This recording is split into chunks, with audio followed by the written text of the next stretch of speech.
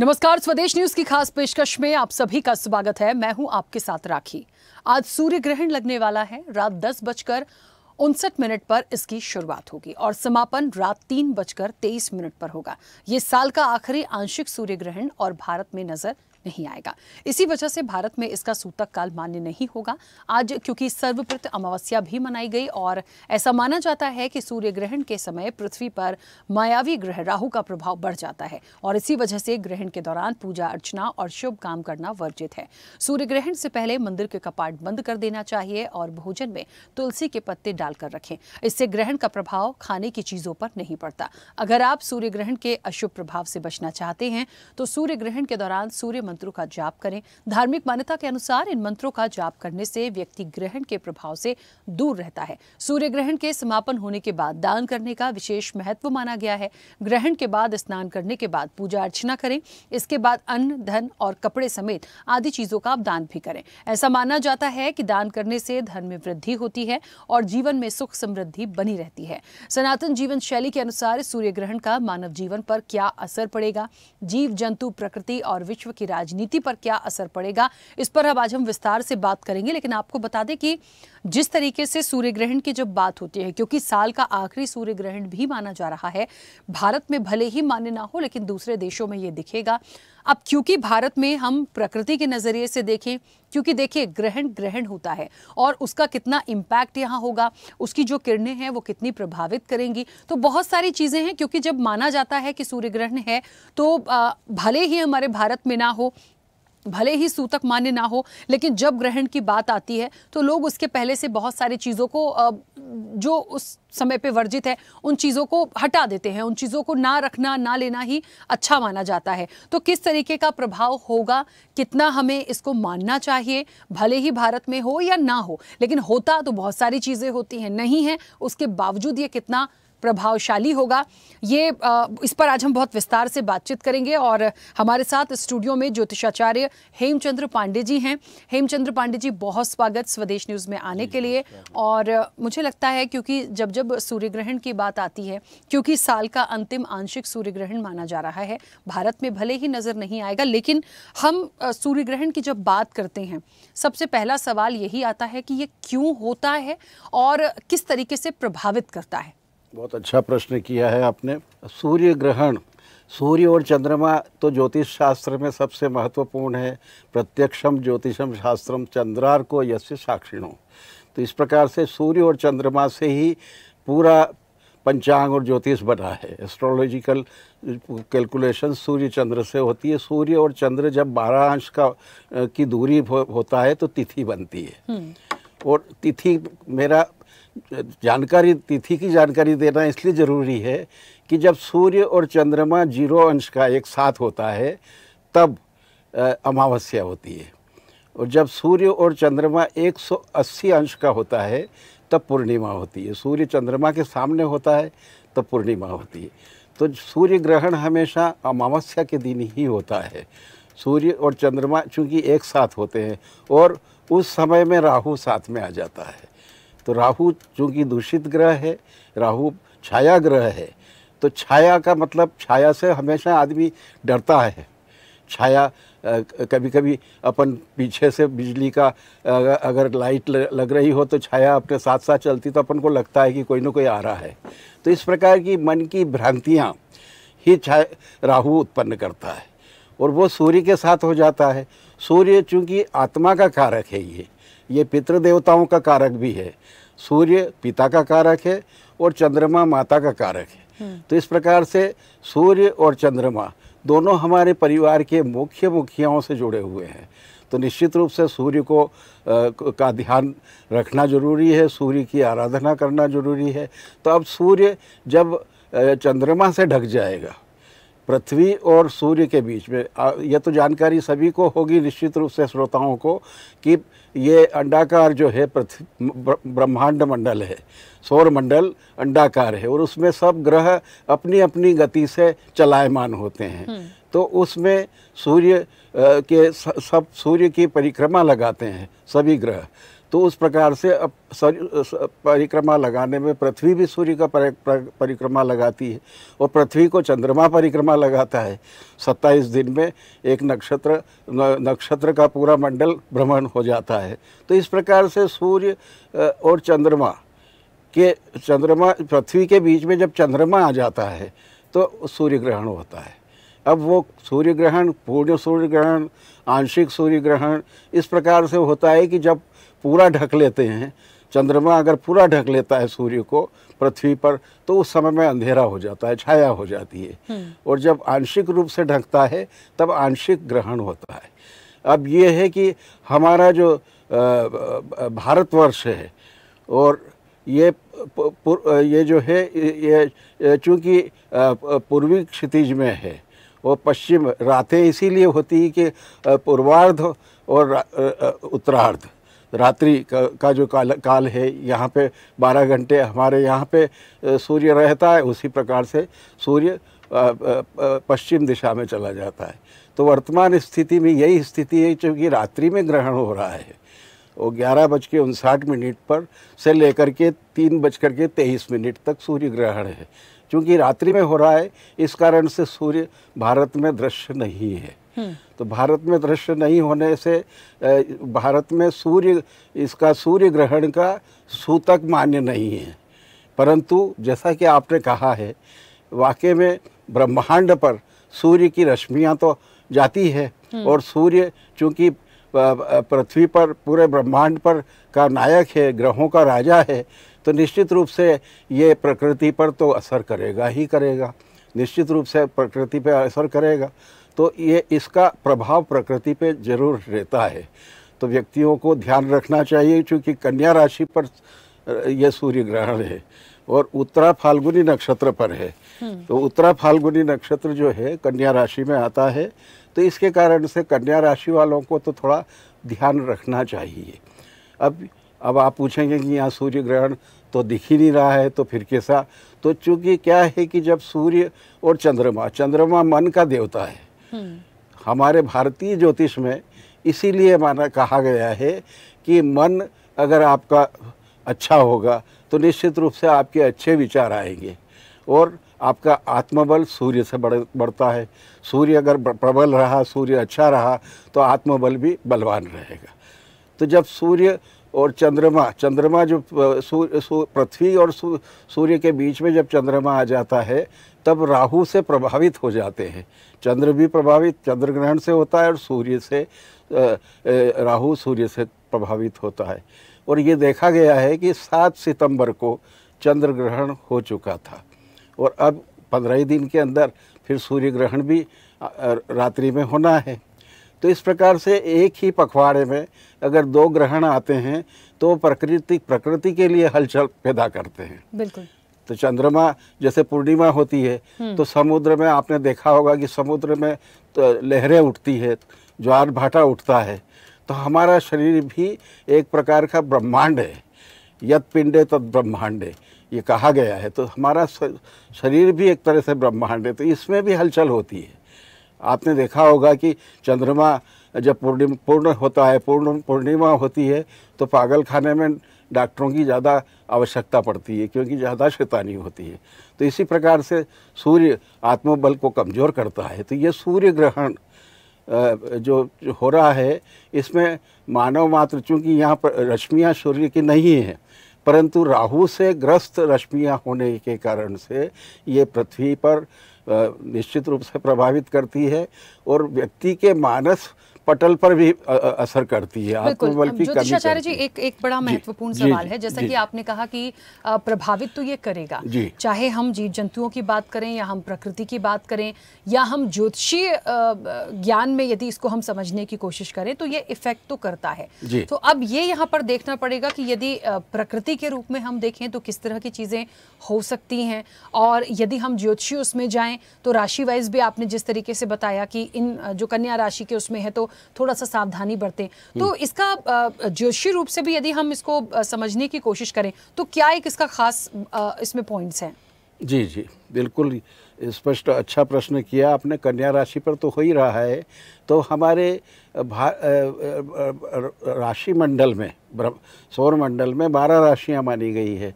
तो 12 राशियों में कन्या राशि ही भर प्रभावित नहीं होती। इसमें 12 राशियां जो होती है, जिसमें ये षडाष्टक होता है, चतुर्थ होता है, चौथा अगर सूर्य हो जाता है ग्रहण, तो उस प्रकार से राशि वालों के लिए भी मिथुन राशि, तुला राशि, मेष राशि और कुंभ राशि, इन राशियों को भी ध्यान रखना चाहिए। निश्चित रूप से अपने निर्णयों में ध्यान रखना चाहिए, क्योंकि आत्मबल कमज़ोर करता है। जब आत्मबल कमज़ोर करता है, अगर वाहन चालक है और वाहन चालक का आत्मबल ही कमज़ोर हो गया, तो निश्चित रूप से कहीं ना कहीं वो वाहन को गिरा देगा। तो इसके कारण से ये जो कम से कम 40 दिन, 1 महीना, सवा महीना, अपने भारतीय पद्धति में सवा महीना, प्रसव के बाद भी सवा महीने तक प्रसव देर करने वाली महिला को चूल्हा चौकी पे नहीं बुलाते हैं। तो इस प्रकार से ये जो ग्रहण है, इस ग्रहण के काल से लेकर 40 दिन तक थोड़ा ध्यान रखना चाहिए। वाहन चालक को ध्यान रखना चाहिए। इसी प्रकार से कोई जोखिम भरा काम कोई व्यक्ति करता है, जैसे बिजली का काम है, बहुत बिजली उत्पादन की जगह काम करने वाले होंगे, कहीं कारखाने में काम करने वाले होंगे, तो उनको सावधानी रखनी चाहिए। उनको जल्दी कोई भी निर्णय नहीं लेना चाहिए, अपना स्पीड कम रखना चाहिए, मतलब। और फिर वाणी, चंद्रमा जो मन का देवता है, तो अगर दूषित मन होगा तो कुछ भी वाणी निकल जाएगी, क्रोध आ जाएगा, आवेशित हो जाता है, तो कभी कभी विवाद भी इसी से हो जाते हैं। तो ये जो राहु से सूर्य ग्रस्त होता है, तो इसमें मानसिकता भी प्रभावित करती है, आत्मबल प्रभावित करता है। कमज़ोर आत्मबल वाला व्यक्ति गलती कर लेता है। तो इस प्रकार से इस ग्रहण काल में ध्यान रखना चाहिए और कम से कम 40 दिन तक निश्चित ध्यान रखना चाहिए। और इस प्रकार की जो ये है, आपने देखा होगा कि 7 सितंबर को जब चंद्र ग्रहण था, तो चंद्र ग्रहण कुंभ राशि में रहा है। तो इसमें उत्तरी क्षेत्र में बहुत ज़्यादा हलचल हुई है। मतलब मेदिनी ज्योतिष के अंतर्गत पहाड़ों में, नदियों में भूस्खलन होना, पहाड़ गिर जाना, और कभी कभी बहुत बादल के फटने के कारण से बहुत बाढ़ आ जाना, उससे जनहानि भी हुई है। तो निश्चित रूप से ऐसे टाइम पे प्रवास करने वाले लोगों को भी ध्यान रखना चाहिए। तो इससे सूर्य ग्रहण के भी प्रभाव में अपने हमारे श्रोताओं के जितने भी कोई रिश्तेदार पश्चिमी क्षेत्र में रहते हैं, तो उन्हें ज़रूर निश्चित रूप से बता दें कि इनकी रश्मियाँ, सूर्य की रश्मियाँ हमारे शरीर पर न पड़े। तो आपने देखा होगा कि पूर्व दिशा में जब सूर्य की रोशनी पड़ती है, तो छोटे बच्चों को गोद में लेके उस रोशनी को डलवाते हैं, क्योंकि विटामिन डी की पूर्ति हो जाती है। और पश्चिम दिशा में पेड़ पौधे या मकान को ऊंचा इसलिए रखते हैं कि अल्ट्रावायलेट रेज जो पश्चिम की आती है, वो स्वास्थ्य के लिए नुकसानदायक रहती है। तो इसके कारण से, तो इस प्रकार से ये जो कि राहु से ग्रस्त सूर्य की किरणें रहेगी, उस समय में थोड़ा ध्यान रखने की आवश्यकता है। उस समय में ग्रहण काल में ज़्यादा सूर्य की रोशनी में न घूमना चाहिए, और सूर्य की रोशनी को, सूर्य को देखना भी नहीं चाहिए। तो इस प्रकार से जो भी श्रोताओं के रिश्तेदार वगैरह पश्चिम में रहते हैं, तो उनको ये अवगत कराने से ज्योतिष का लाभ मिल सकता है हमें। बिल्कुल। अच्छा, ये भी कहा जाता है कि सूर्य ग्रहण है, और जैसा कि हमारे भारत में नहीं दिख रहा है तो मान्य नहीं है, सूतक भी मान्य नहीं है, लेकिन फिर भी ये कहा जाता है ज्योतिषाचार्य जी कि हमारी जो खाने पीने की चीज़ें हैं, हम उनमें तुलसी पत्तों का उपयोग करें, या हम जो कर सकते हैं करें। तो इसका इफेक्ट है, मतलब करना चाहिए या नहीं करना चाहिए? क्योंकि बहुत सारे ऐसे श्रोता होंगे जिन्हें नहीं पता, क्योंकि उन्हें लग रहा है भारत में नहीं है तो हम क्यों तुलसी के पत्तों का उपयोग करें। तो करना चाहिए या नहीं, ये भी एक भ्रांति जैसा है। जी ज़रूर। इसमें यहाँ चूँकि सूतक नहीं है, तो इसलिए इसका उपयोग की आवश्यकता नहीं है। पर फिर भी चूँकि आज रविवार है, तो रविवार को तुलसी दल तोड़ते नहीं हैं। तो कुशा जो होती है, जिससे कि अर्घ देते हैं, श्राद्ध पक्ष में जो जल देते हैं, जलांजलि देते हैं, तो कुश का टुकड़ा रख सकते हैं, ताकि उसका हमारे परिवार में, हमारे परिवार के सदस्यों में उसका दूषित प्रभाव न हो। भोजन के उसमें भी कुश का एक टुकड़ा रख सकते हैं। तो इसको रखने में तो कोई दिक्कत नहीं है, रख भी सकते हैं। मतलब ऐसा नहीं है कि इसमें हम अंधविश्वास वाली बात कर रहे हैं। कुश का जो रहता है वो जो कुश की जो रहती है वो तो उसको अगर रखते हैं तो वहाँ पे ग्रहण का प्रभाव नहीं होता, राहु का प्रभाव नहीं होता, राहु की जो नेगेटिव ऊर्जा है उसका प्रभाव नहीं होता। ये हमारे आदिकाल से चला आ रहा है। ऋषि महात्माओं ने भी खोज करके ही निश्चित रूप से इस ग्रहण की रश्मियों में नहीं घूमने का कहा है। और उन लोगों को जिनकी राशियों पर यह ग्रहण मतलब अशुभ है, तो जो भी राशियां बताई है उन लोगों को तो निश्चित रूप से ध्यान रखना चाहिए, चाहे यहाँ सूतक हो या ना हो। बिल्कुल। अच्छा, एक बात और है ज्योतिषाचार्य जी, जब भी कोई ग्रहण होता है, क्योंकि सूर्य ग्रहण है, साल का आखिरी ग्रहण कहा जा रहा है, तो आपने राशि वाइज तो बता ही दिया कि ध्यान रखना चाहिए, क्योंकि ग्रहण कुछ घंटों का होता है, वो चला जाता है, लेकिन इसका जो प्रभाव है वो कितने समय तक रहता है? वो मैंने बताया 1.25 महीने तो ध्यान रखना ही चाहिए। अच्छा। 40 दिन तो कम से कम ध्यान रखना चाहिए। और ये सूर्य ग्रहण का विशेष प्रभाव न्यूजीलैंड में, ऑस्ट्रेलिया में, प्रशांत महासागर के आसपास जो देश हैं, अंटार्कटिका महासागर के आसपास जो क्षेत्र है, उन क्षेत्रों में विशेष रूप से ये दिखाई देगा।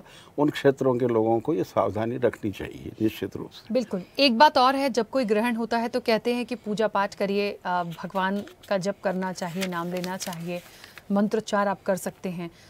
इसका कितना महत्व है? और सूर्य ग्रहण क्योंकि यहाँ मान्य नहीं है, लेकिन क्या ऐसा करना चाहिए उस ड्यूरेशन के दौरान? जी जरूर। उस समय में मंदिर के कपाट तो बंद हो जाते हैं। हाँ। परंतु धूप बत्ती या दीपक लगा करके और भगवान के नाम का मंत्रोच्चार करना चाहिए। कई जगह ग्रामीण क्षेत्र में तो अभी भी पुरानी परंपराएं चली आ रही है कि रात्रि में भगवान के भजन करते हैं, हारमोनियम तबला लगा करके भगवान के भजन करते हैं। तो भगवान के भजन करने से ग्रहों का नकारात्मक असर न होगा, विशेष करके राहु का।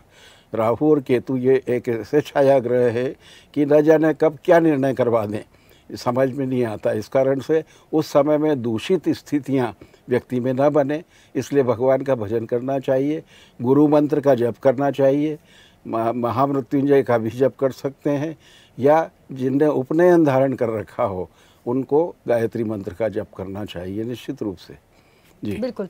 आपने जैसा कि अभी बताया कि सूर्य ग्रहण जो होता है वो अक्सर अमावस्या के दिन ही होता है, ये एक समय की बात आपने कही थी, क्योंकि पितृमोक्ष अमावस्या भी है, तो इसका कितना महत्व है इस दिन पे आने का?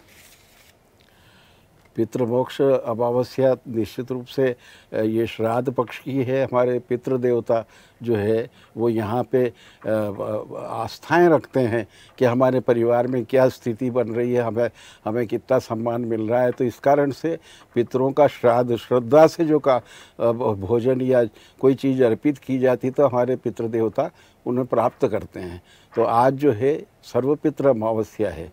तो सर्वपितृ अमावस्या का ये है कि जिस किसी को तिथि का ध्यान नहीं हो वो भी आज उन पितृ देवताओं को तर्पण कर सकते हैं।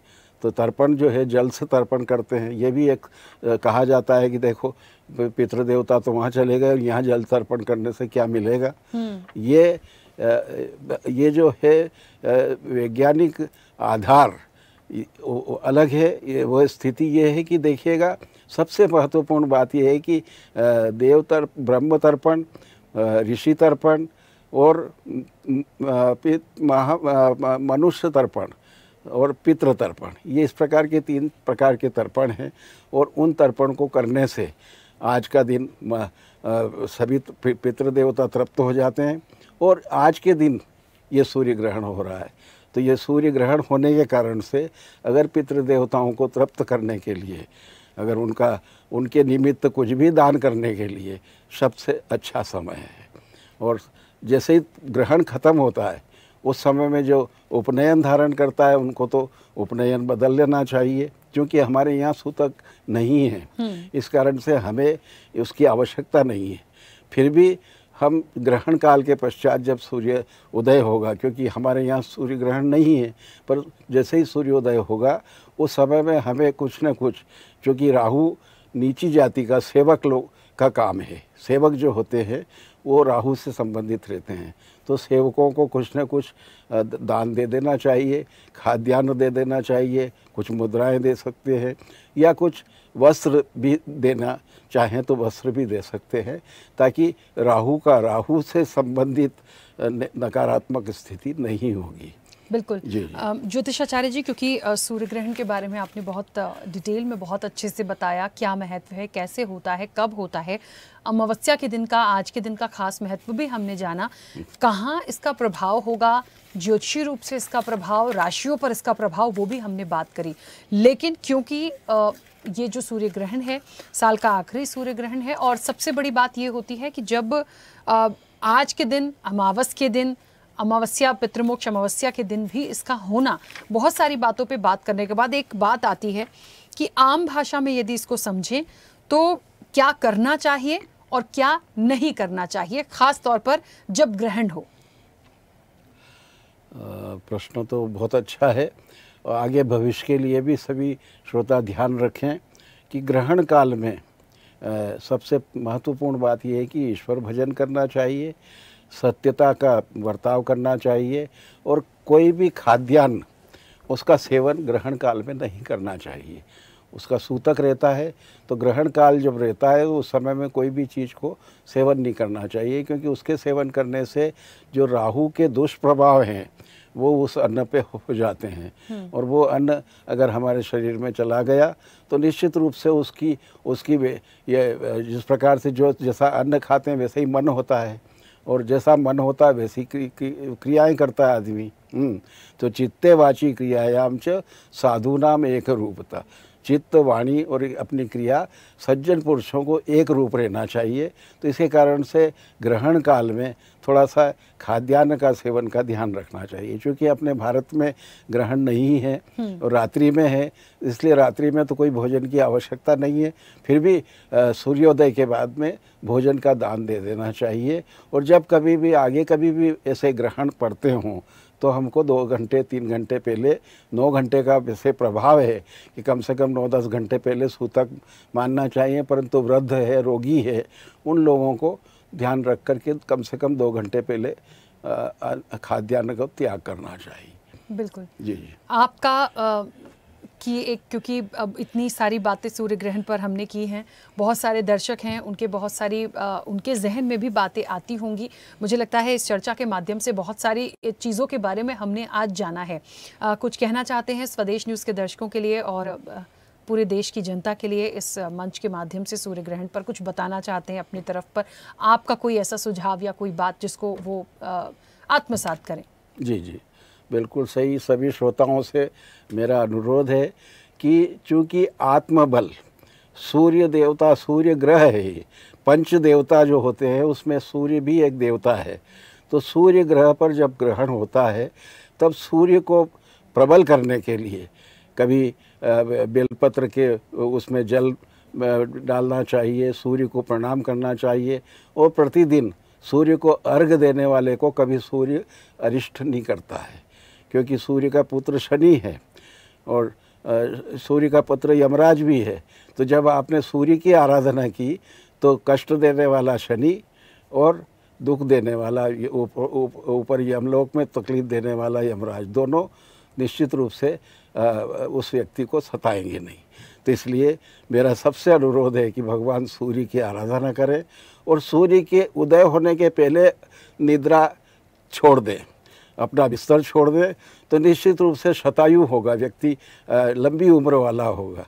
यदि सूर्योदय के पहले अगर उठ जाता है और सूर्य को प्रणाम कर लेता है तो उसको सूर्य की कृपा प्राप्त होती है। तो सभी हमारे श्रोताओं को सूर्य ग्रह बलवान रहे, सबका आत्मबल बलवान रहे, ऐसी शुभकामनाएं अर्पित करता हूँ। बिल्कुल, बहुत बहुत शुक्रिया ज्योतिषाचार्य जी, आप आए और हमसे सूर्य ग्रहण को लेकर जितनी भी बातें थी, जो जानना चाहते हैं लोग, उसके बारे में बताया। तो देखिए, सूरज चांद धरती की कतार, छाया में जीवन का सार, बिल्कुल हमारे भारत में मान्य ना हो, भले सूतक यहाँ पर मान्य ना हो, उसका प्रभाव ना हो, लेकिन सूर्य ग्रहण का प्रभाव ज़रूर होता है। तो वो जीव जंतुओं पर हो, प्रकृति पर हो, बहुत सारी चीज़ें अभी चंद्र ग्रहण को लेकर भी ज्योतिषाचार्य जी ने बताई। तो हमें जो जब तब करना है, हमें ग्रहण के दौरान जिन नियमों का पालन करना है वो हमें करना चाहिए, वो मान्य हो या ना हो। और जिन राशियों पर ज्योतिषीय रूप से उन्होंने बताया है कि इन राशियों पर प्रभाव हो सकता है, वो कम से कम 1.25 महीने तक इस ग्रहण के थोड़ा सा अलर्ट रहेंगे, सावधानी पूर्वक रहेंगे तो उनके लिए बहुत अच्छा होगा। खास पेशकश में इतना ही। बने रहिए स्वदेश न्यूज के साथ। सबसे पहले देश। ऐसे ही वीडियोस के लिए लाइक करें, शेयर करें, फॉलो करें। YouTube पर जाकर सब्सक्राइब कर बेल आइकन दबाना ना भूलें और ताजा अपडेट्स के लिए swedeshlive.com पर जरूर जाएं।